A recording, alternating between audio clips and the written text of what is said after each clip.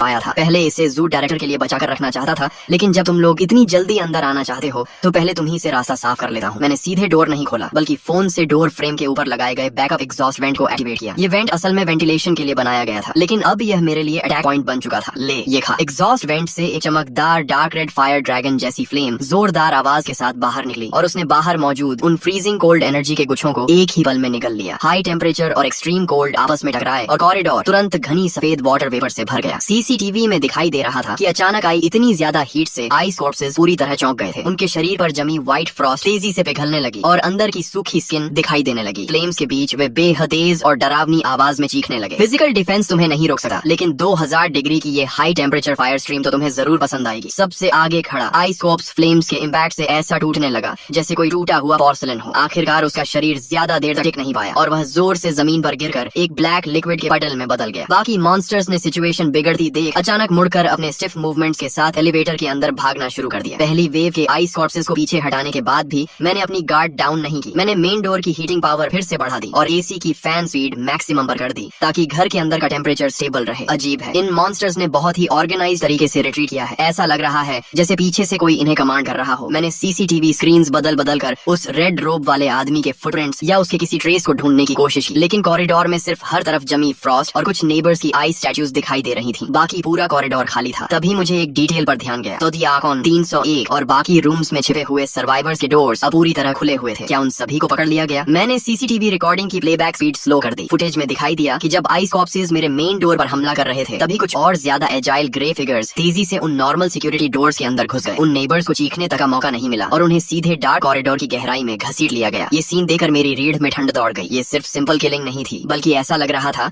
जैसे पहले से प्लान करके लोगों की हार्वेस्टिंग की जा रही हो। आखिर इस सोसाइटी के अंदर छिपा क्या है? सिस्टम जिस डंजन की बात कर रहा था, क्या उसका मतलब पूरी बिल्डिंग के लोगों को उन मॉन्स्टर्स में बदल देना है? ओनर ग्रुप पूरी तरह शांत हो चुका था। आखिरी मैसेज 502 वाली औरत की हेल्प के लिए की गई रिक्वेस्ट पर ही रुका हुआ था। वह मौत जैसी खामोशी काले भालू के डोर तोड़ने के समय से भी ज्यादा दबाव पैदा कर रही थी। मैं स्टोरेज रूम में गया और अपनी मिस्टीरियस वेपन्स की बॉक्स चेक की। अंदर अभी भी 2 अनटच्ड ट्रेजर्स मौजूद थे। यही मेरी ताकत थी और यही मेरा कॉन्फिडेंस था कि फाइनल क्लाइमैक्स आने पर भी मैं सामना कर सका। इंसान हो या गोस्ट, अगर किसी ने मेरे घर पर नजर डालने की हिम्मत की तो मैं आखिरी दम तक उनसे लड़ूंगा। एक्सट्रीम कोल्ड शुरू हुए 6 घंटे हो चुके थे। खिड़की के बाहर स्नो इतनी जमा हो चुकी थी कि वह दूसरी मंजिल की हाइट तक पहुंच गई थी। पूरी बिल्डिंग अब एक आइसोलेटेड आइलैंड जैसी लग रही थी जो सफेद बर्फीले विल्डरनेस के अंदर दफन हो चुकी थी। मैं सीसीटीवी के सामने बैठा मैकेनिकल तरीके से कंप्रेस्ड बिस्किट्स खा रहा था। तभी स्क्रीन पर एक जाना पहचाना फिगर दिखाई दिया। वह वही रेड रोब वाला था। वह एक बार फिर मेरे घर के दरवाजे के सामने आ चुका था और इस बार उसके हाथ में एक गर्म भाप छोड़ता हुआ इंसुलेटेड फूड कंटेनर था। ये आदमी 50 डिग्री के कॉरिडोर में भी इतनी आसानी से चल पा रहा था मानो बाहर का टेम्परेचर उसके लिए कोई प्रॉब्लम ही न हो। उसने सीसीटीवी कैमरा की तरफ देखा और धीरे धीरे इंसुलेटेड कंटेनर खोला। अंदर किसी तरह की किलिंग इंटेंट नहीं थी, बल्कि गर्मा गर्म ब्रेस्ड पोर्क का एक बोल रखा था। वह बोला, मिस्टर ली, घबराइए मत, मैं उन बेवकूफ आइस कॉर्प्सेस जैसा नहीं हूँ। मैं यहाँ बिजनेस की बात करने आया हूँ। मैंने पूछा, बिजनेस? तुमने मेरे सारे नेबर्स को मार डाला और अब मेरे साथ बिजनेस की बात कर रहे हो? वह बोला, वे बेवकूफ सिर्फ सैक्रिफाइसेस थे, लेकिन तुमने अपनी वैल्यू साबित कर दी है। इस बिल्डिंग को एक नए एडमिनिस्ट्रेटर की जरूरत है। अगर तुम हमारे साथ जुड़ने के लिए तैयार हो तो ये बोल ऑफ मीट सिर्फ शुरुआत है। मैं स्क्रीन पर दिखाई दे रहे उस टेम्प्टिंग ब्रेस्ड पोर्क को देख रहा था, लेकिन मेरे मन में सिर्फ डिस्गस्ट पैदा हो रहा था। अपोकलिप्स में इस तरह का एबनॉर्मल गिफ्ट अक्सर उसके साथ एक डेडली प्राइस लेकर आता है। मैंने कहा, मुझे एडमिनिस्ट्रेटर बनने में कोई इंटरेस्ट नहीं है। मैं सिर्फ अपनी छोटी सी जगह में शांति से रहना चाहता हूँ। अपना सामान लेकर निकल जाओ। रेड रोब वाली औरत को गुस्सा नहीं आया। उसने इंसुलेटेड फूड कंटेनर नीचे रखा और एक उंगली उठाकर धीरे धीरे उसे हिलाया। इतनी जल्दी मना मत करो। अगला काउंटडाउन शुरू होने से पहले तुम खुद मुझसे अंदर आने की रिक्वेस्ट करोगे, क्योंकि इस बिल्डिंग का मालिक जागने वाला है। इतना कहकर वह पीछे मुड़ा और उसका अजीब सा शरीर ठंडी धुंध के अंदर गायब हो गया। मैं उस इंसुलेटेड फूड कंटेनर को घूरता रहा और मेरा दिल तेजी से धड़का रहा। होंग्यू के जाने के आधे घंटे के अंदर ही सीसीटीवी ने अचानक तेज अलार्म बजाना शुरू कर दिया। स्क्रीन पर लोगों का एक ग्रुप फटे पुराने कपड़ों में स्टेयर्स से 8वीं मंजिल की तरफ चढ़ता हुआ दिखाई दिया। वे मॉन्स्टर्स नहीं थे, बल्कि वही मिसिंग नेबर्स थे। उनके हाथों में एक्सेस, स्टील पाइप्स और यहाँ तक कि खुद से बनाए हुए टॉर्चेस भी थे। हर एक की आंखों में मैडनेस साफ दिखाई दे रही थी। वे मरे नहीं थे,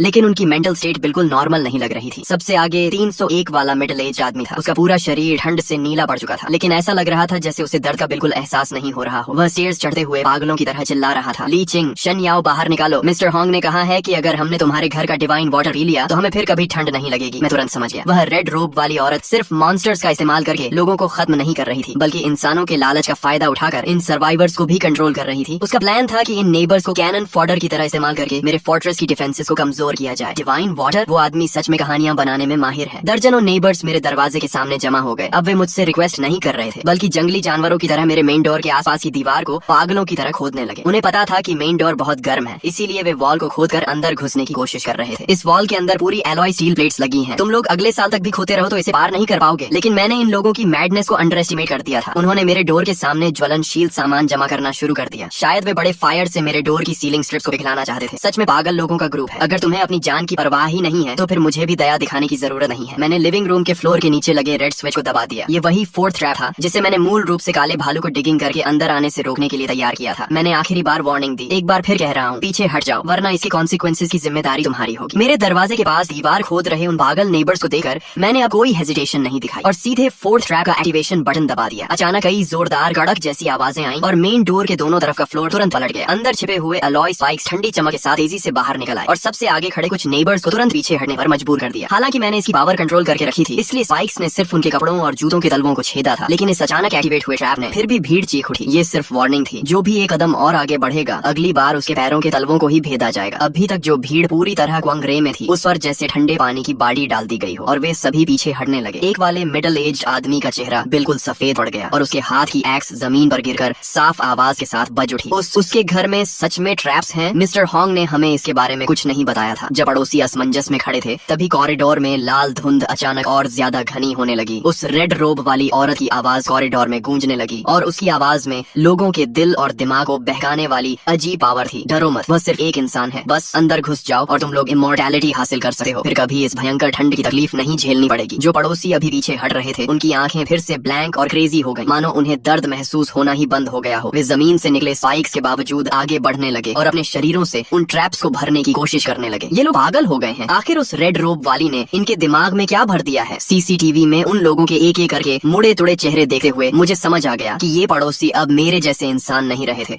बल्कि रेड रोब वाली के कंट्रोल में चलने वाली वॉकिंग कॉर्प्सेस बन चुके थे। बाहर से हमला लगातार जारी था, लेकिन अब मेरे सामने इससे भी बड़ी प्रॉब्लम आ गई थी। खिड़की के बाहर जमा स्नो इतनी ज्यादा मोटी हो चुकी थी कि रूफ पर लगे सोलर पैनल पूरी तरह ढक गए थे और मेरा सेल्फ पावर जनरेशन सिस्टम काम करना बंद हो गया था। डैम, बैकअप बैटरी में अब सिर्फ 30% पावर बची है। मेन डोर हीटिंग और एसी दोनों हाई पावर पर चल रहे हैं, इसलिए बैटरी बहुत तेजी से ड्रेन हो रही है। अगर इलेक्ट्रिसिटी चली गई तो इंसुलेशन लेयर भी बाहर के 60 डिग्री के एक्सट्रीम कोल्ड को नहीं रोक पाएगी। बैटरी पूरी तरह खत्म होने से पहले मुझे किसी तरह रूफ से स्नो हटानी थी या फिर बाहर मौजूद उन परेशान करने वाले लोगों को खत्म करना था। अगर तुम लोग जाने का नाम नहीं ले रहे हो तो मेरी दूसरी बड़ी गिफ्ट भी ट्राई कर लो। मैं तेजी से लिविंग रूम में गया और सीलिंग में लगे एक हिडन बुल रिंग को खींच दिया। एक स्पेशल हाई इंटेंसिटी लाइट धीरे धीरे नीचे आई और मेन डोर के सामने वाले एरिया पर फोकस हो गई। ये आइस टाइप मॉन्स्टर्स और ब्रेन वॉश्ड लोग स्ट्रॉन्ग अल्ट्रावायलेट लाइट से जरूर नफरत करते होंगे। मैंने इलेक्ट्रिसिटी स्विच ऑन किया और एक चकाचौंध कर देने वाली पर्पल लाइट तुरंत फूट पड़ी, जो पीप होल और डोर गैप से होकर सीधे कॉरिडोर में जा रही थी। बाहर से अचानक बेहद दर्दनाक चीखों की आवाज आने लगी। जो पड़ोसी अभी तक पागलों की तरह हमला कर रहे थे वे सभी अपनी आंखें ढककर जमीन पर गिरने लगे। स्ट्रॉन्ग लाइट पड़ते ही रेड फॉग तेजी से गायब होने लगी और उसके अंदर रेड रोब वाली का हैरान और बेचैन चेहरा दिखाई देने लगा। अल्ट्रावायलेट लैंप, तुमने ऐसी चीज भी तैयार कर रखी है? मैंने कहा, मेरे पास इतनी चीजें हैं कि तुम अपनी पूरी जिंदगी सोचते रह जाओगी। अल्ट्रावायलेट लैंप ने कुछ समय के लिए भीड़ को पीछे हटने पर मजबूर कर दिया और रेड रोब वाली भी शैडोज के अंदर गायब हो गई। मैंने इस मौके का फायदा उठाकर सारे अननेसेसरी इलेक्ट्रिकल अप्लायंसेस बंद कर दिए ताकि इलेक्ट्रिसिटी की एक एक यूनिट बचाई जा सके। अभी जब स्ट्रॉन्ग लाइट उसके शरीर पर पड़ी थी तब मुझे लगा कि उसकी शैडो कुछ अजीब थी। मैंने फुटेज की स्पीड कम करके ध्यान से देखा। स्ट्रॉन्ग लाइट के नीचे रेड रोब वाली की शैडो इंसान जैसी बिल्कुल नहीं थी, बल्कि वह एक बहुत बड़े मॉन्स्टर की आउटलाइन थी जिसके शरीर से अनगिनत टेंटिकल्स निकल रहे थे। वह कोई साधारण इंसान या कोई ट्विंस नहीं है। वह इस डंजन की असली बॉस है या फिर उस मालिक का ही इनकारनेशन है। मैं अभी इस सिचुएशन से निपटने का तरीका सोच ही रहा था कि अचानक घर के अंदर का टेम्परेचर तेजी से गिरने लगा। मैंने सभी डोर्स और विंडोज अच्छी तरह बंद कर रखे थे, फिर भी लिविंग रूम के बीचों बीच अचानक एक आइस फिलर बनने लगा। क्या हो रहा है? क्या वह सीधे दीवारों को पार करके अंदर आ सकता है? आइस फिलर तेजी से बड़ा होने लगा और कुछ ही पल में रेड रोब वाली के शेप में बदल गया। इस बार उसने वह रेड रोब नहीं पहनी थी और उसका पूरा शरीर व्हाइट फ्रॉस्ट से ढका हुआ एक भयानक रूप ले चुका था। वह बोला, ली चिंग, तुम्हें लगता है कि इस आयरन शेल के अंदर छिपकर तुम सेफ हो? इस बिल्डिंग की एक एक ईंट और एक एक टाइल भी मालिक के कंट्रोल में है। अब जब तुम अंदर आ ही गए हो तो जिंदा बाहर जाने की उम्मीद मत रखना। मैं जोर से चिल्लाया, बाहर निकल! और अचानक उस आइस फिगर की तरफ झपट पड़ा। मेरी इलेक्ट्रिक बैटन से ब्लू इलेक्ट्रिक आर्क्स निकल रहे थे, लेकिन मेरा शरीर सीधे उसके शरीर के आर पार निकल गया, मानो वह सिर्फ एक होलोग्राफिक प्रोजेक्शन हो। भले ही वह आइस फिगर किसी प्रोजेक्शन जैसा दिखाई दे रहा था, लेकिन उसके हाथ के एक मूवमेंट से उठने वाली फ्रीजिंग कोल्ड एनर्जी बिल्कुल रियल थी। लिविंग रूम का फ्लोर तुरंत फ्रीज होकर क्रैक होने लगा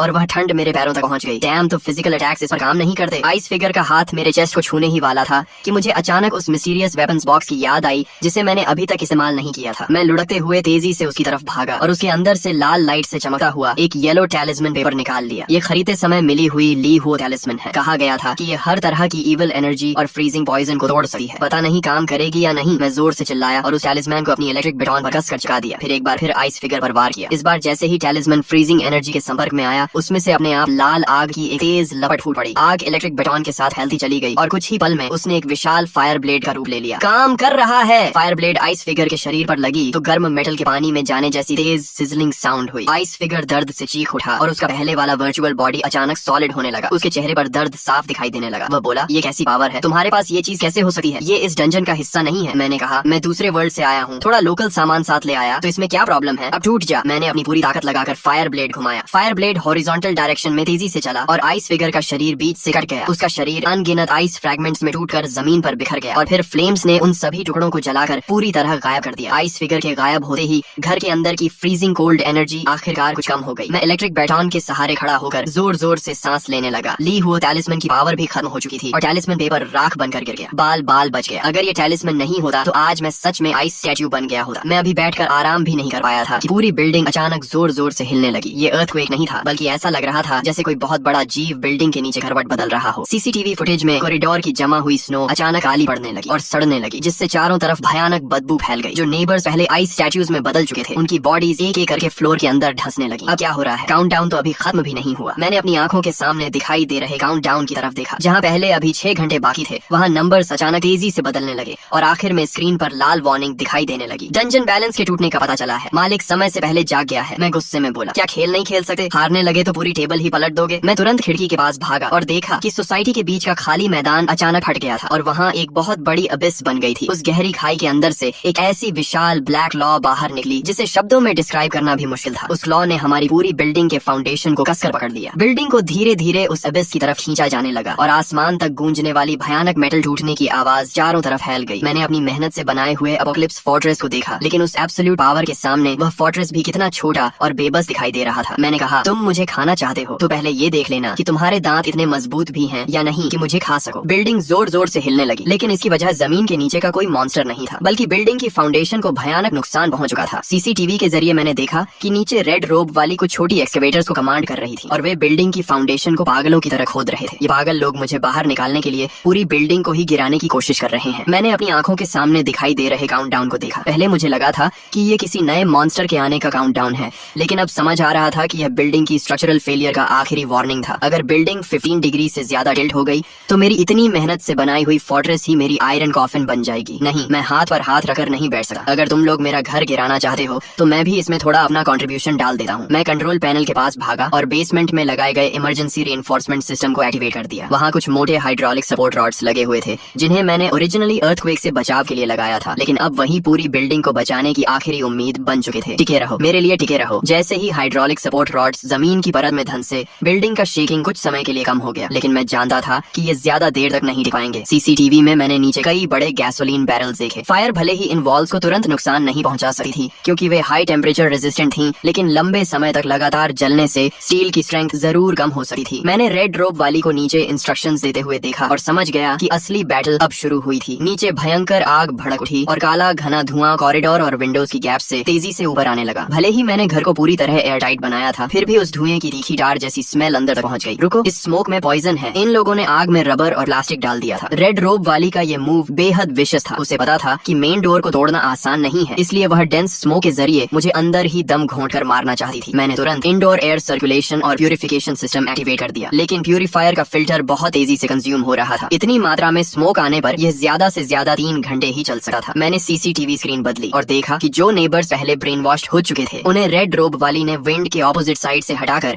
ऐसी जगह खड़ा कर दिया था जहां हवा का फ्लो उनकी तरफ से बिल्डिंग की ओर जा रहा था। उनके हाथों में वेट टॉवल्स थे और वे ब्लैंक एक्सप्रेशंस के साथ फायर को देख रहे थे। मैं चिल्लाया, तुम लोग पागल हो गए हो? अगर आग इतनी बड़ी हो गई तो तुम लोग भी बच नहीं पाओगे, लेकिन किसी ने मेरी बात पर ध्यान नहीं दिया। रेड रोप वाली स्मोक के बीच खड़ी थी और उसने मेरे सीसीटीवी कैमरा की तरफ धीरे धीरे एक रिमोट कंट्रोल उठाया। वह बोली, मिस्टर ली, इतना स्ट्रगल मत करो, ये स्मोक तो सिर्फ एपिटाइजर है। अगर तुम अभी डोर खोलकर अपना सामान सबके साथ बांट दो तो मैं गारंटी देती हूँ कि तुम्हें सेफली यहाँ से जाने दूंगी। मैंने कहा, सामान बांट दूं? मुझे लगता है तुम मुझे ही अगली ब्रेज्ड मीट की डिश बनाना चाहती हो। मैंने स्पीकर बंद कर दिया और किचन की तरफ चला गया। अगर तुम्हें आग से खेलना है तो मैं भी आग में थोड़ा और फ्यूल डाल देता हूँ। स्मोक लगातार और घना होता जा रहा था, लेकिन मैं बिल्कुल पैनिक नहीं हुआ। मैंने सीसीटीवी सिस्टम का इंफ्रारेड मोड एक्टिवेट किया और और रेड रोब वाली की हर मूवमेंट पर अपनी नजरें जमा दी। इसकी मूवमेंट्स इतनी प्रोफेशनल क्यों हैं? मैंने रेड रोब वाली के हाथ में मौजूद रिमोट को जूम करके देखा। वह कोई ऑर्डिनरी रिमोट नहीं था, बल्कि किसी इंडस्ट्रियल ब्लास्टिंग के लिए इस्तेमाल होने वाला इग्निशन डिवाइस था। तभी मेरे दिमाग में एक आइडिया आया। मुझे चुआन यूए से पहले देखी हुई एक वांटेड नोटिस याद आ गई। मुझे याद आ गया, ये वही फ्यूजिटिव है जो 10 साल से फरार है। इसका निकनेम रेड फॉक्स था। वह किसी डिवाइन मेडिसिन के लिए ये सब नहीं कर रही थी। उसका असली मकसद इस बिल्डिंग को गिराकर उस सीक्रेट को छिपाना था जिसे उसने बेसमेंट में छिपा रखा था। ओरिजिनल नॉवल में ये पूरी घटना थी ही नहीं। लगता है मेरे आने की वजह से उसकी पूरी प्लान बुरी तरह डिस्टर्ब हो गई और अब उसे मजबूरी में अपना प्लान समय से पहले एग्जीक्यूट करना पड़ रहा था। अब समझ आया कि वह लगातार मेरे रूम में घुसने की कोशिश क्यों कर रही थी। जब मैंने घर को रीइंफोर्स करवाया था, तभी गलती से मैंने उसकी दीवार के अंदर छिपी हुई एक्सप्लोसिव वायरिंग को काट दिया था। मैंने तुरंत घर की रेनोवेशन के समय का सर्किट डायग्राम निकाला। वास्तव में 8 फ्लोर की लोड बेयरिंग वॉल के अंदर कुछ ऐसी पतली वायर्स थीं जिनका कोई क्लियर सोर्स नहीं था। लगता है मेरी किस्मत ही बहुत अच्छी थी। रेनोवेशन के दौरान गलती से ही सही मैंने उसकी हिडन वायरिंग काट दी। रेड रोब वाली को भी शायद इस बात का एहसास हो गया था। उसने अब अनाउंसमेंट्स करना बंद कर दिया और खुद एक ब्लैक ब्रीफकेस लेकर इमरजेंसी स्टेयरकेस से 8 फ्लोर की तरफ चढ़ने लगी। आखिरकार रेड रोब वाली मेरे डोर के सामने पहुंच गई। इस बार उसके साथ न तो ब्लैक बेयर था और न ही कोई नेबर, बल्कि वह अकेले मेरे मेन डोर के किनारे ड्रिलिंग कर रहा था और डायरेक्शनल ब्लास्टिंग करने की तैयारी कर रहा था। मैंने कहा, ठीक है, इतनी मेहनत मत करो। तुम्हारे उन डेटोनेटर्स की वायरिंग तो मैंने घर की रेनोवेशन के दौरान बेकार की इलेक्ट्रिक वायर्स समझकर पहले ही काट दी थी। डोर के बाहर उसकी मूवमेंट अचानक रुक गई। रेड रोब वाली ने ड्रिल बंद कर दी और कुछ देर तक खामोश रही। फिर बोली, तुम्हें सच में काफी कुछ पता है। अगर ऐसा है तो तुम्हें और भी ज्यादा जिंदा नहीं छोड़ा जा सकता। मैंने कहा, तुम्हें लगता है कि इस बिल्डिंग को उड़ाकर तुम बचकर निकल जाओगे? पुलिस ने बाहर का पूरा एरिया घेर लिया है। अभी जो एक्सप्लोजन्स हुए थे उन्होंने उन्हें अलर्ट कर दिया है। अगर तुम अभी चले जाओ तो शायद बच सके हो। असल में मैं सिर्फ उसे ब्लफ कर रहा था, क्योंकि सिस्टम ने सिग्नल को ब्लॉक कर रखा था और बाहर की दुनिया को बिल्कुल पता नहीं था कि यहाँ क्या हो रहा है। लेकिन मुझे उसकी साइकोलॉजिकल डिफेंस तोड़नी थी। वो बोला, मुझसे झूठ मत बोलो। इस पूरे 5 किलोमीटर के एरिया पर मेरे सिग्नल जैमर्स का कवरेज है। ली छिंग, तुम समझदार इंसान हो। उन कटी हुई हिडन वायर्स को दोबारा जोड़ दो और मैं तुम्हारी जान बख्श दूंगा। मैंने कहा, तुम मेरी जान बख्शोगे? तुम तो उन सारे नेबर्स को भी एक साथ उड़ाने वाले हो। तुम मुझे कैसे छोड़ोगे? सीसीटीवी के जरिए मैंने देखा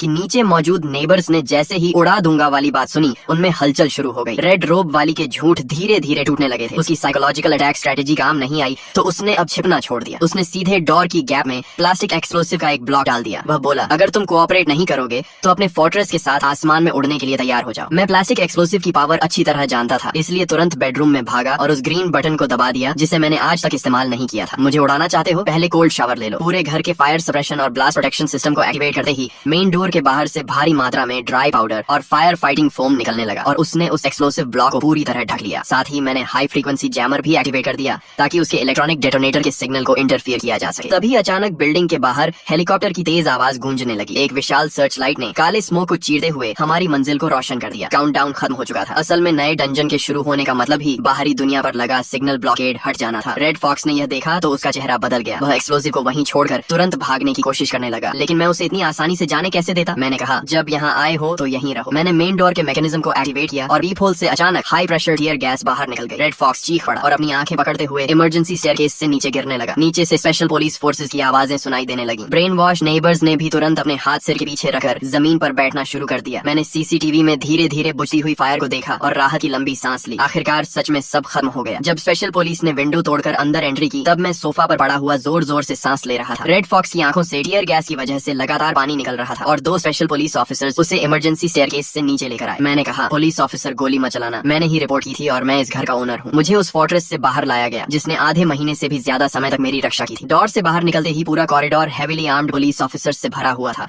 और कुछ नेबर्स का ट्रीटमेंट चल रहा था। एक नेबर बोला, पुलिस ऑफिसर, मैं मजबूर था। सब उस रेड रोब वाले की वजह से हुआ। उसने हम पर गन तान रखी थी। मैं उन नेबर्स को देख रहा था जो कुछ समय पहले हमारे डोर पर पागलों की तरह हमला कर रहे थे, लेकिन अब वे एक एक करके रैबिट से भी ज्यादा शांत बने हुए थे। कभी कभी इंसानों का दिल ब्लैक बेयर से भी ज्यादा बदलने वाला होता है और उससे भी ज्यादा सस्ता। तभी टीम लीडर ने कहा, बॉस, फायर के अंदर इलीगल सामान मिला है। रेड फॉक्स ने लोड बेयरिंग वॉल के अंदर डेटोनेटर्स छिपाए थे। जल्दी से बॉम्ब डिस्पोजल टीम को बुलाकर इसे हैंडल करवाओ। टीम लीडर ने मुझे गहराई से देखा और हाथ के इशारे से ऑफिसर्स को मुझे नीचे ले जाने के लिए कहा। मैंने पीछे मुड़कर अपने मेन डोर को आखिरी बार देखा। उस पर जगह जगह स्क्रैचेस और जले हुए निशान थे, लेकिन उसने सच में अपना काम पूरा किया था और मुझे हेल के किनारे से वापस खींच लिया था। एम्बुलेंस के पास बैठकर मुझे लगा कि अब सब खत्म हो चुका है, लेकिन जैसे ही मेरी नजर अनजाने में फिर से रेटिना पर गई, वह डैम काउंटडाउन गायब नहीं हुआ था, बल्कि वह गोल्डन कलर में बदल चुका था। First stage survival challenge completed, reward permanent house reinforcement, second stage truth investigation initiated. मैंने सोचा, अभी खत्म नहीं हुआ। क्या ये सिस्टम मुझे मारकर ही मानेगा? मुझे सोसाइटी के बाहर लगाए गए एक टेम्पोरेरी टेंट में रखा गया। ऑफिशियली यह मेरी प्रोटेक्शन के लिए था, लेकिन असल में यह एक तरह की नजरबंदी थी। रेड फॉक्स इंटेरोगेशन रूम में एक शब्द भी नहीं बोल रहा था और पुलिस की इन्वेस्टिगेशन भी डेड एंड पर पहुंच गई थी। तभी किसी ने कहा ये कैसे पॉसिबल है, इस सोसाइटी के डेवलपर की सारी इन्फॉर्मेशन डिलीट कर दी गई है। मैंने अपने फोर्ट्रेस के इंक्रिप्टेड नेटवर्क का इस्तेमाल करके सोसाइटी के मैनेजमेंट के बैकएंड डेटाबेस में हैक किया और वहाँ मुझे पता चला कि इस बिल्डिंग के सभी ओनर्स मेरे समेत असल में एक स्पेशल ऑब्जर्वेशन लिस्ट में शामिल थे। ब्लैक बेयर का बिल्डिंग में घुसना कोई एक्सीडेंट नहीं था। एक्सट्रीम कोल्ड वेदर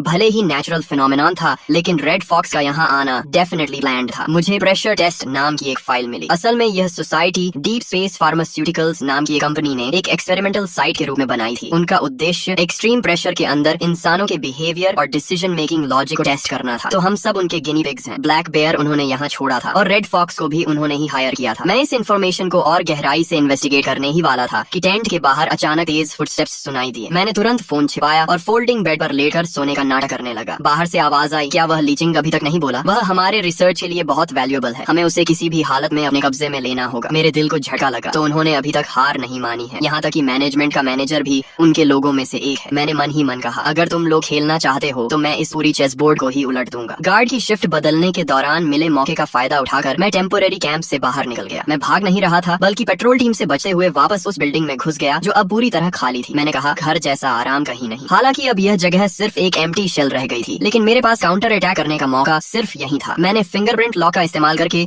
दोबारा अपने रूम में एंट्री की। सिस्टम ने मेरी वापसी डिटेक्ट करते ही सभी डिफेंसिव फैसिलिटीज फिर से एक्टिवेट कर दी। Illegal intruders detected nearby. क्या ऑटोमेटिक डिफेंस एक्टिवेट करना है? मैंने कहा, अभी एक्टिवेट मत करो। सीसीटीवी फुटेज मेरे फोन पर कनेक्ट करो। मैं देखना चाहता हूँ कि ये साइंटिस्ट आखिर करना क्या चाहते हैं। सीसीटीवी में कुछ लोग व्हाइट प्रोटेक्टिव सूट पहने हुए दिखाई दिए। वे लोग दबे पांव बेसमेंट में घुस रहे थे। उनके हाथों में बड़े बड़े बॉक्सेस थे जो देखने में किसी तरह के सैम्पलिंग इक्विपमेंट लग रहे थे। जैसा मैंने सोचा था, वे एक्सपेरिमेंट के सारे ट्रेसेस साफ करने आए थे। अगर उन्होंने सारे एविडेंस अपने साथ ले लिया तो मैं हमेशा के लिए हिंसक तरीके से कानून का विरोध करने के शक में फंस जाता। मैंने लिविंग रूम के फ्लोर की हिडन कंपार्टमेंट खोली और उसके अंदर से एक हाई पावर सिग्नल ट्रांसमीटर निकाला। यह वही सीक्रेट वेपन था जिसे मैंने घर की रेनोवेशन के समय पहले से इंस्टॉल करने के लिए रखा था। ये सीधे 1 किलोमीटर के रेडियस में मौजूद सभी इलेक्ट्रॉनिक डिवाइसेस को बंद कर सका था। एविडेंस साफ करने आए हो, पहले तुम्हारे सारे इक्विपमेंट को कबाड़ बना देता हूँ। मैंने ट्रांसमिशन बटन दबाया और उसी पल पूरी बिल्डिंग की लाइट्स एक बार फ्लिकर हुई। बेसमेंट से उन लोगों की घबराई हुई आवाजें सुनाई देने लगी। तभी प्रॉपर्टी मैनेजर कुछ मजबूत लोगों को साथ लेकर जबरदस्ती मेरा डोर तोड़कर अंदर घुस आया। उन्हें लगा था कि मैं अभी भी टेम्पोरेरी कैंप में हूँ, लेकिन उन्हें क्या पता था कि मैं लिविंग रूम की रॉकिंग चेयर पर आराम से बैठा हुआ था और हाथ में एक ग्लास कोका कोला पकड़े हुए था। मैंने कहा, मैनेजर साहब, आधी रात को इतने लोगों को लेकर मीटर चेक करने आए हो क्या? आपकी एफिशिएंसी तो कमाल की है। लीचिंग, तुम सच में एक वेरिएबल हो। वह फाइल हमें दे दो। मैं कंपनी से बात करके तुम्हें हमारा पार्टनर बनाने की कोशिश कर सका हूँ। मैंने कहा, पार्टनर रेड फॉक्स की तरह जिसे तुम लोग इस्तेमाल करके छोड़ देते हो, या फिर नेबर्स की तरह जिन्हें तुम लोग सिर्फ अपने एक्सपेरिमेंट्स का रॉ मटेरियल समझते हो? मैं बिल्कुल नहीं घबराया और कहा, वैसे तुम्हें बताना भूल गया, इस लिविंग रूम का फ्लोर अब इलेक्ट्रिक है। मैंने रॉकिंग चेयर के आर्म रेस्ट पर लगे इलेक्ट्रिक मोटर बटन को दबाया और उसी पल चीखों की आवाज गूंज उठी। वे कुछ मजबूत लोग मेरे पास पहुंच भी नहीं पाए थे कि हाई वोल्टेज करंट ने उन्हें जमीन पर गिरा दिया। प्रॉपर्टी मैनेजर ने इंसुलेटेड शूज पहने हुए थे, इसलिए वह किसी तरह बच गया, लेकिन उसके हाथ में मौजूद गन अब सीधे मेरे सिर पर तनी हुई थी। वह बोला, तुम्हें लगता है ये छोटे मोटे ट्रिक्स तुम्हारी जान बचा सके हैं? मर जाओ। जैसे ही उसने ट्रिगर दबाने की कोशिश की, मैंने सीलिंग पर लगे हाई प्रेशर वाटर कर्टन को एक्टिवेट कर दिया। पानी की तेज धार ने न सिर्फ उसकी विजन को डिस्टर्ब किया, बल्कि पूरे लिविंग रूम को एक विशाल कंडक्टिव जोन में बदल दिया। मैंने कहा, गुड बाय मैनेजर। अगली जिंदगी में एक्सपेरिमेंट करना हो तो ऐसे पड़ोसी को चुनना जो रेनोवेशन का शौकीन न हो। इलेक्ट्रिक करंट पानी के रास्ते से तुरंत उसके पूरे शरीर में दौड़ गया। प्रॉपर्टी मैनेजर का शरीर कुछ पल तक बुरी तरह कांपा और फिर वह पूरी तरह जमीन पर बेहोश होकर गिर गया। सुबह की पहली सनलाइट जब लिविंग रूम में पहुंची, तब तक बड़ी संख्या में पुलिस व्हीकल्स पूरी सोसाइटी को घेर चुकी थी। इस बार स्पेशल पुलिस नहीं, बल्कि एक स्पेशल इन्वेस्टिगेशन टीम आई थी। मैंने कहा, यही वो एविडेंस है जो आप लोग ढूंढ रहे थे। सारे एक्सपेरिमेंट रिकॉर्ड्स और मनी ट्रांसफर रिकॉर्ड्स इस यूएसबी ड्राइव में हैं। मैं बिल्डिंग के सामने खड़ा होकर डीप स्पेस फार्मास्यूटिकल्स के एग्जीक्यूटिव्स को एक एक करके हैंडकफ्स लगे हुए देख रहा था। वो सिस्टम काउंटडाउन जिसने इतने समय से मुझे परेशान कर रखा था, आखिरकार उसी पल पूरी तरह जीरो हो गया और उसकी जगह एक लाइन ऑफ ग्रीन टेक्स्ट दिखाई दी। All dungeons cleared. Host has obtained lifetime safe housing rights. System officially terminated. मैंने सोचा, आखिर अब मैं एक नॉर्मल इंसान की तरह जी सका हूँ। नेबर्स को धीरे धीरे वापस लाया गया। हालांकि सभी की नजरों में मेरे लिए अभी भी रिस्पेक्ट और दूरी दोनों थी, लेकिन अब कोई भी मेरे डोर पर नॉक करने की हिम्मत नहीं करता था और न ही कोई ओनर ग्रुप में मुझे मॉरल प्रेशर देने की कोशिश करता था। एक नेबर ने कहा, मिस्टर ली, गुड मॉर्निंग। मैंने जवाब दिया, गुड मॉर्निंग अंकल वांग। मैं वापस अपने फोर्ट्रेस में आ गया। दीवारों के अंदर लगी स्टील प्लेट्स अभी भी मौजूद थी और पीप होल के स्पाइक्स भी मैंने नहीं हटाए थे। इस अनसर्टन वर्ल्ड में ये ठंडी मेटल प्लेट्स ही मुझे सबसे ज्यादा सिक्योरिटी देती थी। हालांकि सिस्टम जा चुका था, लेकिन मैंने ये पूरा सेटअप हमेशा के लिए वैसे ही रखने का फैसला किया। आखिर कौन जानता है कि कल फिर कोई नया ब्लैक बेयर मेरे डोर पर नॉक करने आ जाए। तो भाई लोग, इस तरह इस मनहवा का पूरा रिकैप यहीं खत्म होता है। शुरुआत में जहाँ मुझे एक ब्लैक बेयर से बचने के लिए अपने घर को फोर्ट्रेस बनाना पड़ा, वहीं आगे चलकर मुझे पता चला कि इसके पीछे एक पूरी डेंजरस कॉन्स्पिरेसी छिपी हुई थी। आखिर में मैंने न सिर्फ अपनी जान बचाई, बल्कि पूरे एक्सपेरिमेंट का सच भी सामने ला दिया। अगर आपको ये मनहवा रिकैप क्या पसंद आया हो तो वीडियो को लाइक करो, चैनल सब्सक्राइब करो और ऐसी ही इंटरेस्टिंग मानवा स्टोरीज के लिए जुड़े रहो। अगले वीडियो में फिर मिलते हैं, तब तक के लिए बाय भाई लॉग।